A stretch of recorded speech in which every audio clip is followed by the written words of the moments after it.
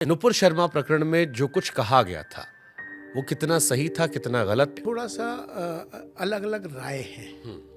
एक राय नहीं है इसके अंदर। मैं किसी के लिए भी, मेरा मानना ये है, किसी के प्रॉफिट अवतार के बारे में या किसी धर्म के बारे में या किसी के बारे में बुरा कहना, ग्रंथों के बारे में खराब कहना, ये अधिकार मेरे पास नहीं है।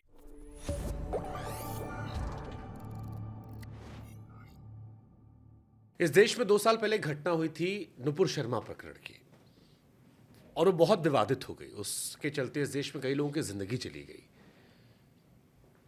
वो एक ऐसा विषय है जिससे, जैसे आपने कहा ना कि क्या मक्का मदीना में शिवलिंग को छुपा कर रखा है, ऐसी एक धारणा है जिसपे दबी जुबान से चर्चा होती है। कई बार उपहास उड़ाने के लिए होती है, कई बार कुछ लोग कहते हैं तथ्यों के साथ है। मुझे नहीं पता, मैं इस विषय में शून्य जानकारी रखता हूं।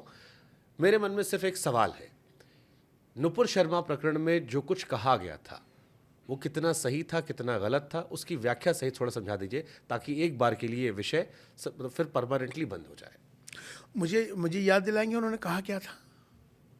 उन्होंने शादी को लेकर जिक्र किया था। क्या? 9 साल जो प्रोफेट मोहम्मद साहब की शादी हुई थी, उनकी 11 शादियों में से शायद जो आखिरी शादी थी आयशा के साथ, शायद अगर मैं सही कोट कर रहा हूँ, तो उनकी उम्र को लेकर था, 9 साल की बच्ची का जिक्र करते हुए। दरअसल इसमें थोड़ा सा अलग अलग राय हैं।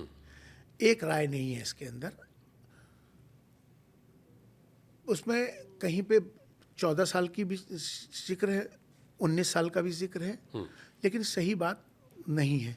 लेकिन मैं किसी के लिए भी, मेरा मानना ये है, मेरा अपना मानना है, ये मेरी ज़ाती बात है, कि मुझे ये अधिकार मेरे पास नहीं है कि मैं किसी के बारे में कोई अब्द शब्द किसी के बारे में कहूँ, किसी के प्रॉफिट अवतार के बारे में या किसी धर्म के बारे में या किसी के बारे में बुरा कहना, ग्रंथों के बारे में खराब कहना, ये अधिकार मेरे पास नहीं है। मेरे पास किसी को अच्छा कहने का अधिकार अगर नहीं है ना, कोई बात नहीं, लेकिन किसी को ख़राब कहने का अधिकार भी मेरे पास नहीं होना चाहिए। मैं तो कहता हूँ कि जो प्रोटेस्ट भी हुए, जिस तरह से हुए, तो मुसलमानों को क्या करना चाहिए था? मुसलमानों को ये करना चाहिए था कि मुसलमान, अगर किसी बच्ची ने, नुपुर शर्मा हमारी बच्ची है, मैं तो उसको बच्ची कहूँगा, अपनी बेटी भी कह सकता हूँ, कोई बात नहीं है, बच्ची है, हमारे सब बच्चे हैं मेरे। अगर उन्होंने एक बात कह भी दी तो हमारा तरीका ये नहीं होना चाहिए था मारकाट का।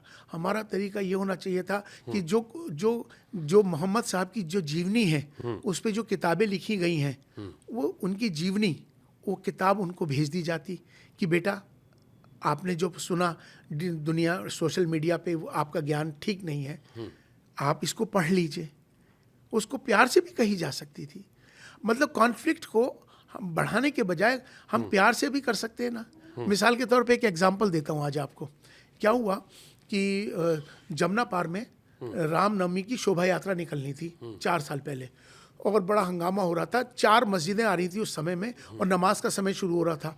तो मेरे पास वहाँ की जो इमाम हैं सारे और वहाँ के लोकल लोग मेरे पास मिलने के लिए आए। कहने लगे, इमाम साहब, हम बड़ी दुविधा में हैं कि नमाजों का समय है और शोभा यात्रा, रामनवमी की शोभा यात्रा निकलनी है, और वो जय श्री राम के नारे लगाते हैं, क्या क्या करके जाएंगे, तो हम, नमाजों का समय है, तो हम मस्जिद को बंद करें या क्या करें, आप हमें रास्ता बताइए।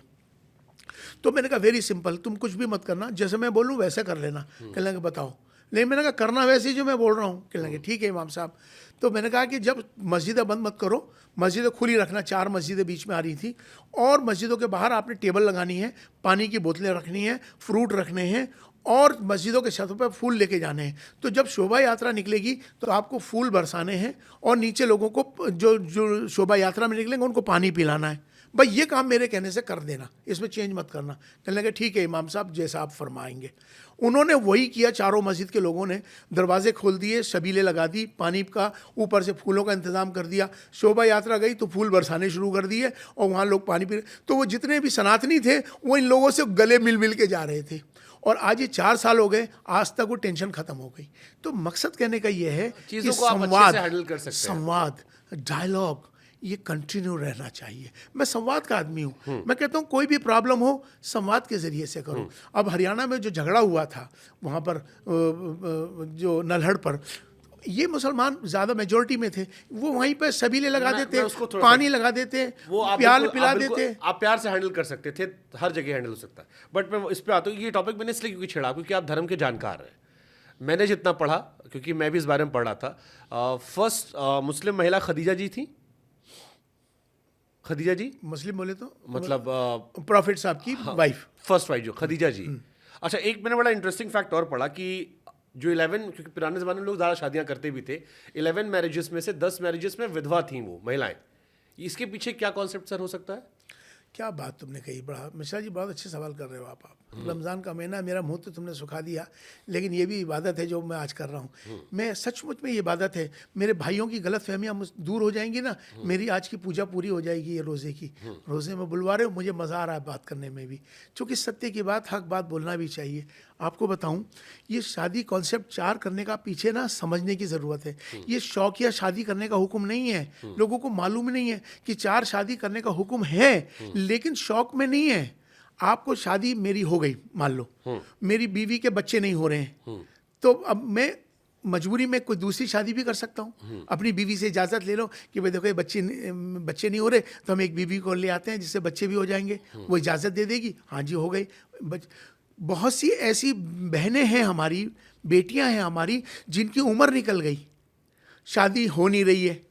आप उनको सम्मान देने के लिए आप निकाह करिए उनसे, उनको दर्जा दीजिए बीवियों का, पत्नियों का, उन्हें अपने घर में लाइए, उनसे बच्चे पैदा होंगे, उनको खुशियां दीजिए, उनको सम्मान दीजिए। क्योंकि बहुत सी बहनें शादियां नहीं हो रही हैं, वो तड़प रही हैं, तो उनको सम्मान दीजिए, निकाह करिए। ऐसी विधवाएं औरतें हैं जिनको विधवा होने के बाद, क्या इसका मतलब वो सती तो होगी नहीं। अब वो तो राजा राम मोहन राय इस प्रथा को ख़त्म कर गए कि पहले शादी होती थी चिता के साथ सती जल जाएगी, अब तो वो कॉन्सेप्ट ही नहीं है, प्रथा बदल गई। तो आज की जो प्रथा में, तो अब औरतों को सम्मान कैसे देना है, जलाना तो है नहीं।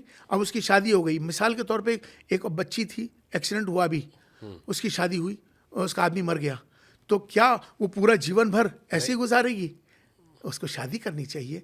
तो अब ऐसी बच्ची जिसका कोई देखने वाला नहीं है, तो मैं सक्षम हूँ, मेरे पास पैसे भी हैं, मेरी ताकत भी है और मौका भी है, तो मैं उस बच्ची को कहूँगा मैं निकाह कर सकता हूँ आपके साथ, या मैं अपने बच्चों से निकाह कर रहा हूँ। मकसद मेरे से मुराद जनरल बात कर रहा हूँ, कई लोग पॉडकास्ट से मुझे समझ ले कि इमाम साहब शादियों की बात कर रहे हैं, तो मैं उस लिहाज से कह रहा हूँ कि मतलब बच्चों की शादियाँ, लोगों की शादियाँ उनसे हों जो बेवाएँ हैं, जिससे कि उनका घर बसे। और बेसिकली इसके पीछे कॉन्सेप्ट औरतों को सम्मान देना है, औरतों को अधिकार देना है, औरतों की अपलिफ्टमेंट की बात है। उनको अधिकार दो, उनको साथ रखो। देखो एक बात याद रखना, जो अपने औरतों को प्यार करते हैं ना, उनके घर में बरकत होती है। सहमत बात हो। मैं गारंटी दे रहा हूँ, क्योंकि औरत घर की लक्ष्मी भी होती है। आपकी शादी हो गई? नहीं, अभी नहीं हुई। अच्छा, मैं दुआ करूंगा आपकी शादी जल्दी हो जाए, क्योंकि भाग्य औरत से जुड़ता है। आपका अपना कोई भाग्य नहीं है। जिस दिन शादी होगी ना, उस दिन आपका भाग्य जुड़ेगा। तो भाग्य जुड़ेगा तो आपका दायरा बढ़ेगा। तो मकसद का, मर्द का कोई भाग्य नहीं होता, पहले उसका भाग्य होता है उसके माँ बाप से, फिर उसकी शादी होती है तो उसकी बीवी आती है, उसका भाग्य चमकना शुरू होता है, फिर उसका परिवार, बच्चे पैदा होते हैं तो भाग्य चलना शुरू होता है। तो इसलिए औरतों को प्यार करोगे, औरतों को सम्मान करोगे, घर में बरकत रहेगी। औरतों को तकलीफ दोगे, तुम्हारे घर की बरकत चली जाएगी। तो औरतों को प्यार करो, औरतों से, बच्चियों से मोहब्बत करो, उनका आदर सम्मान करो। चाहे वो बेटी के रूप में है, उसका पूरा अधिकार, हक अदा करो। माँ के रूप में उसका अपना सेवा करके उसका हक अदा करो। अगर वो तुम्हारी मतलब पड़ोस में है, तुम्हारी रिश्तेदार है, बुआ है, फूफी है, खाला है, जिस रूप में भी है, उसका वही सम्मान करोगे तो मैं बरकत होंगी। तो ये बेसिकली इसके पीछे ये कॉन्सेप्ट है इस्लाम। एंड के कुछ छोटे सवाल बचे हैं, उसके बाद मैं समराइज कर दूंगा। आप चाहे तो ब्रेक लेना चाहे, थोड़ा ब्रेक भी ले सकता हूँ मैं। नहीं, मैं चलूँगा। ठीक है। जैसे आपने जिक्र किया सती प्रथा का, हिंदुओं में सती प्रथा थी, कई और भी चीज़ें थी जिनको समय के साथ बदला गया। वक्त, आपने भी कहा कि वक्त से चीज़ें बदलती रहती हैं। हमारी पिछली पीढ़ी अलग थी, आप अलग हैं, आपके जो पोते होंगे वो अलग तरीके से आ रहे होंगे। इस्लाम में कुछ ऐसा है या कुरान में जिसको लगता है कि समय के साथ थोड़ा सा अपडेट करने की ज़रूरत है, या जो है वो परफेक्ट है? देखिए, आपको मैं बताऊं कि कुरान मुकम्मल हो गया, अब उसको अमेंडमेंट हो ही नहीं सकता उसमें, और प्रॉफिट भी नहीं आ सकता। अब सुधार तो हमें अपने, देखिए कुरान के हिसाब को, पहली बात तो एक बहुत बड़ी गलत फहमी है, मुझे लोगों को समझाने की ज़रूरत है कि अल्लाह जो है ना, ईश्वर जो है, वो खाली मुसलमानों का नहीं है, ईश्वर सबका है, हर बंदे का है, अल्लाह सबका होता है। प्रॉफिट जो हैं, ये जितने भी प्रॉफिट आए वो खाली मुसलमानों के लिए नहीं आए, वो सारे इंसानों के लिए आते हैं। समाज के अंदर सुधार, गुरु आता है, संत आते हैं, वो समाज के लिए आते हैं, सबके लिए आते हैं। तो एक कॉमन बात करिए, कॉमन समाज के अंदर जो बुराइयां हैं वो खत्म हो, उसके लिए हम सबको मिलकर कॉमन बात करनी चाहिए। क्या सवाल था अभी? सवाल ये था कि जैसे मौजूदा दौर में क्या कोई ऐसी चीज है जो रूल हाँ, करेक्ट, रेगुलेशन, हम समझ गए। तो कुरान जो है वो जब से आया है और जब तक कयामत है रहेगा, आपको उसे समझने की जरूरत है। कुरान मुसलमानों के लिए नहीं आया, सबके लिए आया है। मोहम्मद सल्लल्लाहु अलैहि वसल्लम, पीस बी अपॉन हिम, वो रहमतुल लिल आलमीन, उनके नाम के साथ लगता है रहमतुल लिल आलमीन, मतलब पूरी रहमत, आलम की, पूरे ब्रह्मांड की रहमत के लिए बन के आए हैं। वो सबके लिए, खाली मुसलमान के लिए नहीं आए। गीता खाली मुसलमान के लिए नहीं आई, ये वेद सारे मुसलमानों के लिए नहीं, सही बात ये सबके लिए आए। ये सारे ग्रंथ होते हैं ना सब। अब मैं जो बहुत ऐसे लोग हैं ना जिनसे मैं बात धर्म की करता हूँ, जो बहुत ज़्यादा धार्मिक होते हैं, जो जय श्री राम के नारे लगा के लोगों को मार देते हैं, मैं उनसे पूछता हूँ कि तुमने सनातन को पढ़ा है, तुमने भगवान राम को पढ़ा है, उनके रामचरितमानस को पढ़ा है, आपने रामायण पढ़ी है, गीता पढ़ी है? पढ़ी वो होती कहते तो ये हैं नहीं करते। एब्सोल्युटली, क्योंकि उन्होंने पढ़ा ही नहीं है। वही मैं कह रहा हूँ कि धर्म एक आचरण है जिसे अपनाने की ज़रूरत है। प्यार से रहो, मोहब्बत से रहो, सबका आदर सम्मान करो, इसी में तुम इंजॉय करोगे, तुम्हारी कामयाबी उसमें है। ठीक है सर।